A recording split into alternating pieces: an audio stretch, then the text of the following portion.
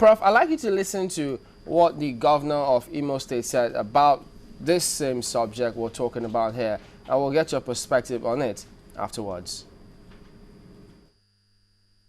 Assuming Imo State is a nation, is a country, so I will not have police.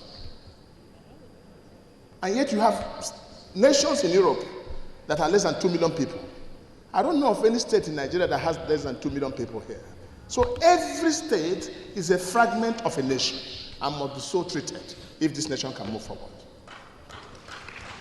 I believe strongly that the federating unit must be given its due place. Our problem, second problem in Nigeria is over-centralization of political power.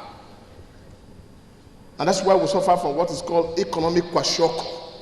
In other words, the principles of kwashiokorism, where you have the big head and very tiny legs, and so the economy is moving every time like it's going to fall.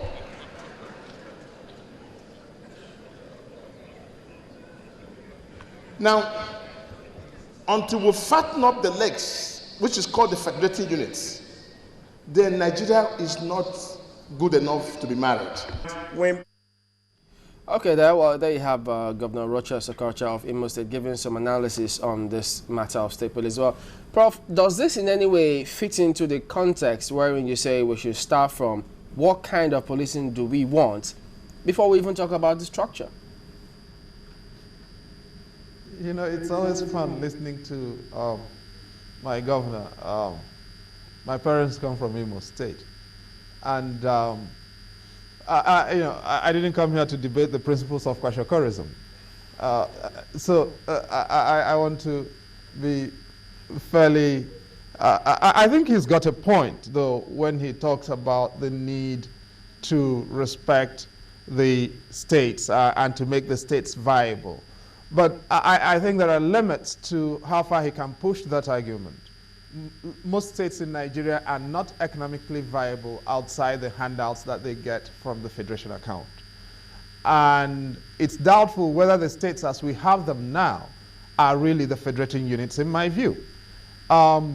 Nigeria's states, we know how they came about. You know, soldiers woke up in the morning and carved up territories for all manner of reasons that we don't need to go into this morning. But it's also the fact that a lot of state governors, to be perfectly honest, have been, I think, quite a few state governors have shown keen responsibility for the powers that they wield, but not all state governors have. Let's be clear about that. I think a lot of people are also frightened as to what some governors could do if the police were put in their hands. That said, I don't think we can tolerate a situation in which governors, as the chief security officers of the states, are not allowed to have any say in the deployment of security assets in their states. So we've got to, this is a question I think we've got to balance carefully. If you look at the state independent electoral commissions, in all the states in which you have had local government elections, opposition parties have been run out of town. Now, if you did that, if you did with state policing what you're doing with state independent electoral commissions, this country could be turned upside down. I'm not at all suggesting that every governor is of this mindset, but I'm also saying that some governors are. And therefore, we've got to be careful how we put forward the question of state policing. And I'm still inclined to the point of view that the case has not been made out. And those who argue for state policing, if they must continue to do that, have got to provide the safeguards that people can buy into to understand that they are not going to abuse this notion of state policing. At the moment, those safeguards don't exist. There's no evidence for that. Professor Odinkalu, if there's anything that, you know, keeps popping out is the issue of funding, the issue of who pays. You have told us that the people will pay, and if there's anything that security experts have told us is that security is not cheap.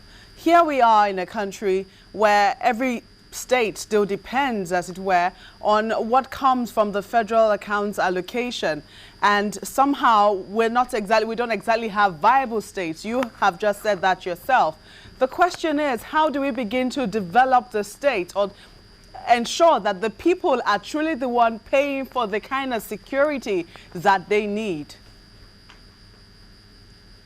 There is one way by which you develop a state, by which you develop any territory and involve the people or test the extent to which the people accept their government. It's the power of taxation.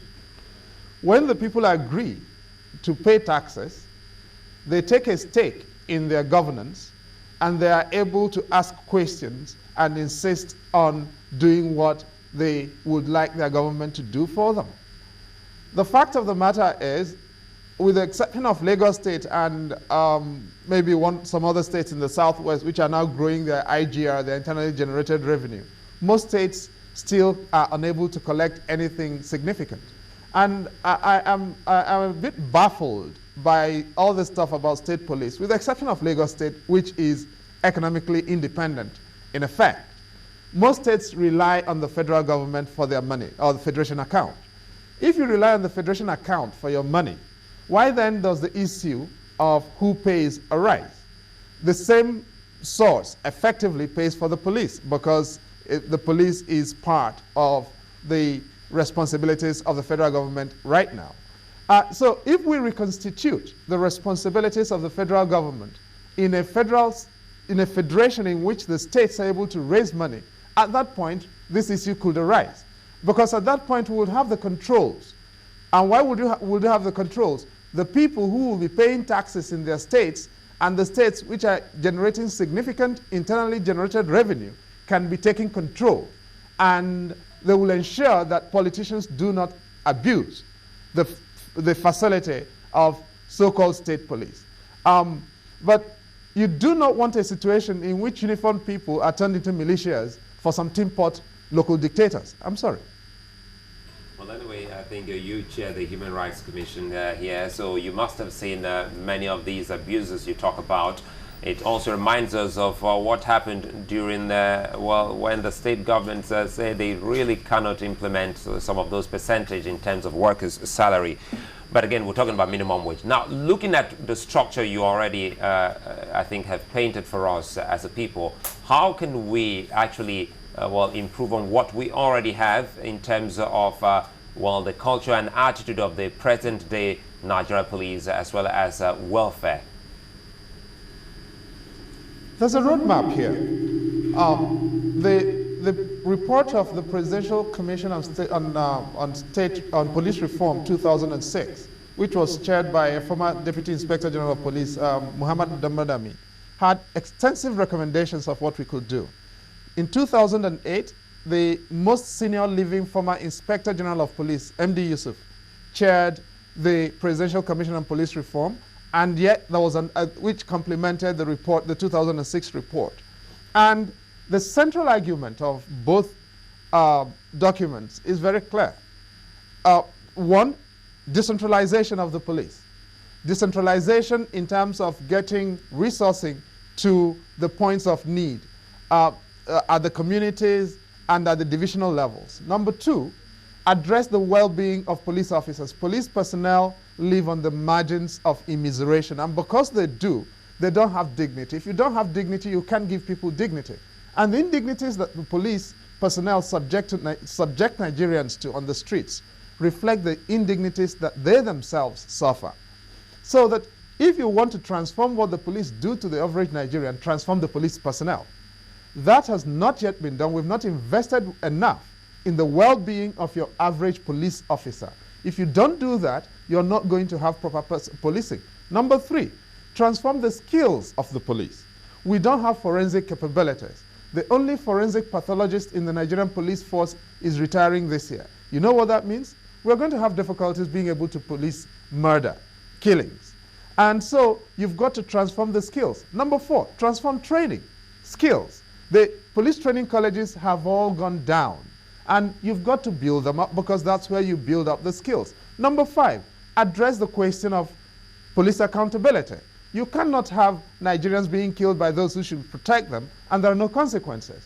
Now, all of these are addressed in Presidential Commission reports. and they are not yet adequately implemented. We've got many more commissions coming up, and yet these have not yet been dealt with. And it seems to me that we've got to try and begin to address these if we're going to make progress. Do you think that we can address all that you've enumerated now with the present structure that we have?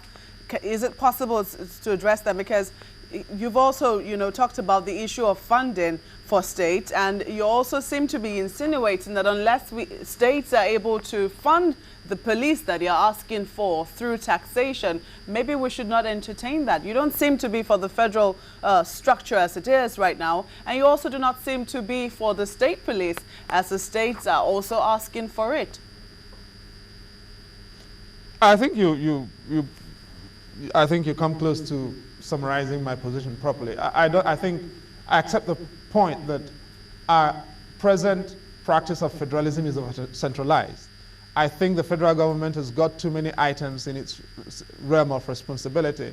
The exclusive legislative list, which is in the Constitution, defines what the federal government should do. It's got about 70 items. That's too many things for the federal government to do, quite clearly. The states do not have enough to do, and the things that many states have to do, they are not doing as well as they could, and there is always room for improvement. That I think is my point. And it's also the case that I take the view that the debate on state policing is at best premature, and right now the wrong issue for us to be involved with.